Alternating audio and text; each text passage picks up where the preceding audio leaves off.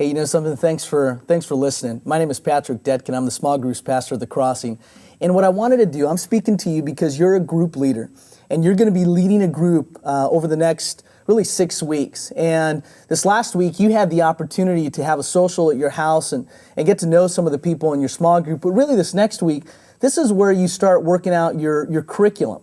And so what I want to do is I'm going to send you an email once a week just to give you some bullet points, some things to remember as you're about to lead your group. And I'm going to talk about two different areas. One of them is people, and then the other one's the process, kind of what's going to happen in your group. So, just a handful of things. If you want, you can take some notes. 3 things to remember about the people that are going to be starting your group.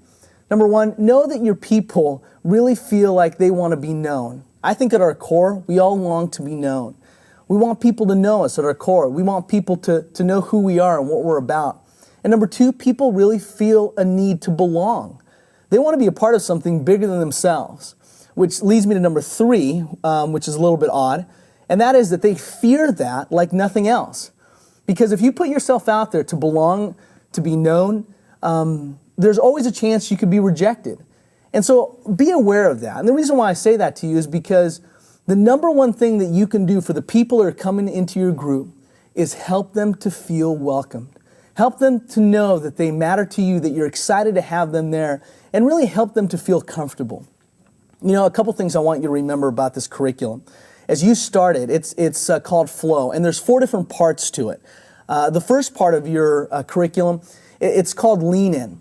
And just remember, in the Lean In question, it's just really a handful of minutes. It's probably no more than about 5 to 10 minutes. It's a way for people to engage.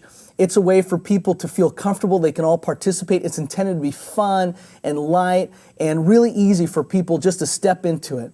The second part of your group time is Look Down. And remember, this is the part of your group where you're going to look down into the verse and you're going to observe it and you're going to kind of tear it apart, and everyone gets a chance to kind of chime in what they see as they look at this verse. I mentioned this at the orientation. If you want, you can have something on the board that you can write down everyone's responses. If you don't have that, then you can go ahead and just have people write down people's responses in their participants guide. But the look down part is for people to really look into the verse and observe maybe some things that they hadn't seen before. The third part of that group is to look out. And this part of the group session is where people really consider, how does this verse apply into the world? Okay, we've gotten a chance to lean in. We've even looked down to the verse, but when you look out, you're really asking the question, okay, how does this apply to my everyday kind of life in people that I interact with? That's really what the look out question is all about. And the final part of your group is the look in. And the look in question is really about asking the question, so what? Now what? Okay, so I've had the opportunity to lean in, connect a little bit. I've had the opportunity to look down and look at this verse. I've even talked about looking out and how this applies into the world. But the look in part of this group is really about application. It's about saying, now that I've learned some of these things, what am I going to do with them? And so as a group leader, I want to encourage you to do a couple things. At the end of your group, you should always have a next step. And write down people's next step, what your next step is, as well as the people in your group, what their next step is. And the reason for that is so that, number 1, you can pray for them for that next step.